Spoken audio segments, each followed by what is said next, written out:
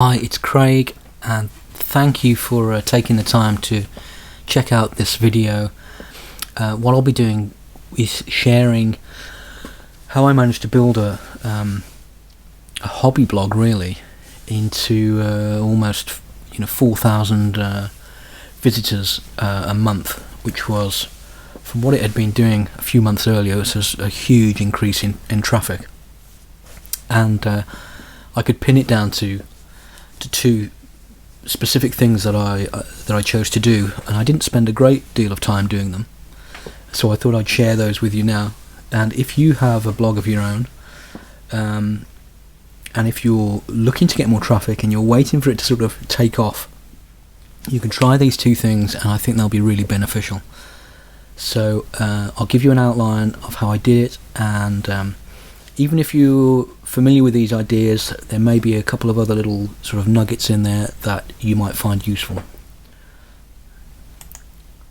So the main step that I carried out was to do some guest posts. It's used a lot. A lot of people write on other sites and then basically have in their bio box have a link back to their blog, to their main site. It is quite a common technique. It's really, really powerful, and I'm recording this now in early 2014. This technique still works. I really didn't invest a lot of time or effort into guest posting. I did 2 guest posts, and I got a jump, thousands of extra visitors a month and hundreds of subscribers just from literally 2 posts. So I'll show you the sort of process that I went through. Now a lot of people say, don't try and go for the big guns, don't go for the huge sites with millions of visitors. Try and go for sites that are perhaps got double the traffic that your site has. Well, I didn't really take heed of that. I went for some fairly big sites. I was sort of writing in the self-development niche. I was writing around meditation. So,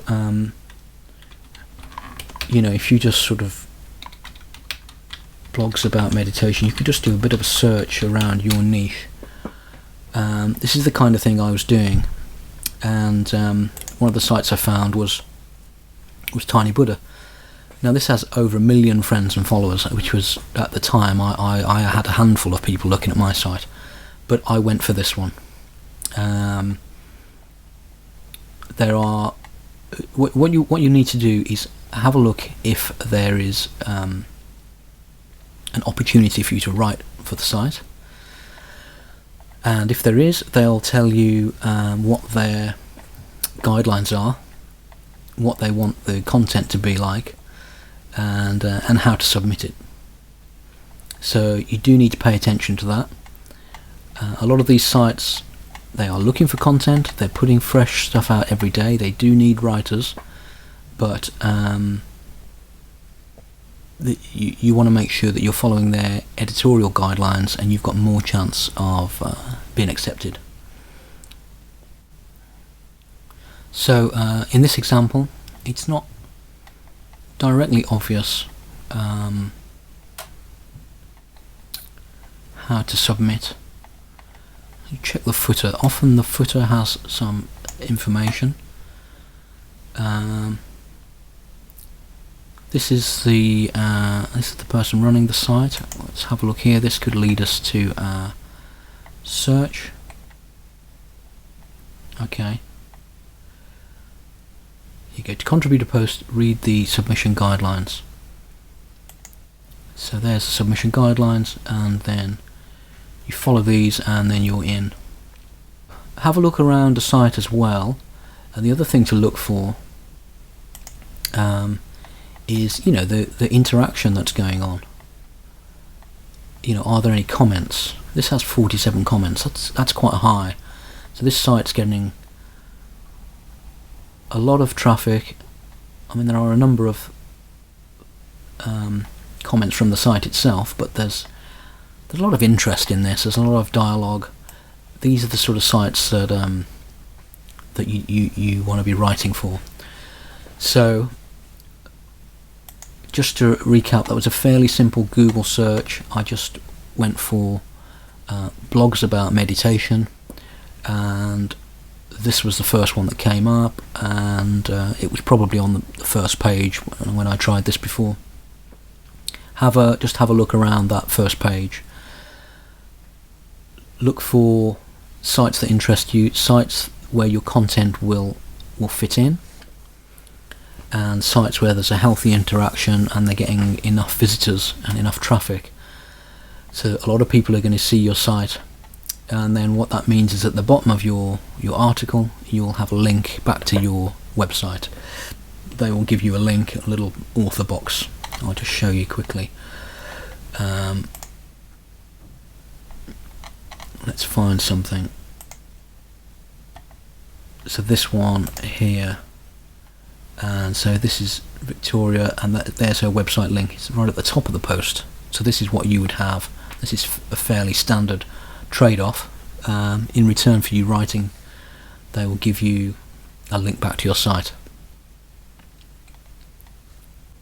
Okay, so the other way to find guest post opportunities is to come to this site, Alltop.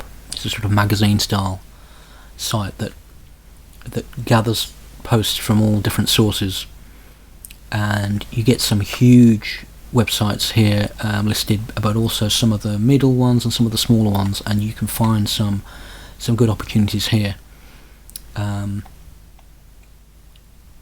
These are the sort of current popular articles. They've got some different sort of categories here you can have a look at. Then within each one there's a lot of niches here, so you could just find an area that interests you, the kind of thing that your site would connect well with. Maybe it doesn't have to be exactly the same. The other piece that I wrote was for a site called Pick the Brain, which is perhaps a little bit more focused on sort of motivation and productivity, slightly more I mean it's self-development, but it does have that sort of slight emphasis on something that might be useful for a busy professional. It's got a professional outlook, and I did a meditation piece for this site that that was accepted and did really well. But have a look on Alltop, root around in your niche. You can use the search bar and have a look at some of these blogs that come up, and then look for the same points. Do they accept guest posts? What are their requirements? Do they have a lot of comments and interactions? And find out how to submit. Make sure you've got your author biog written with a nice photo, and you can get your link back to your site just like that. So I'll sign off now. I hope that video has been really useful. In the second video I'm going to show you the email template that I used to get the guest posts accepted, and I'll also share with you the second thing that I did that I also think made a huge difference to the traffic that I was getting to my site.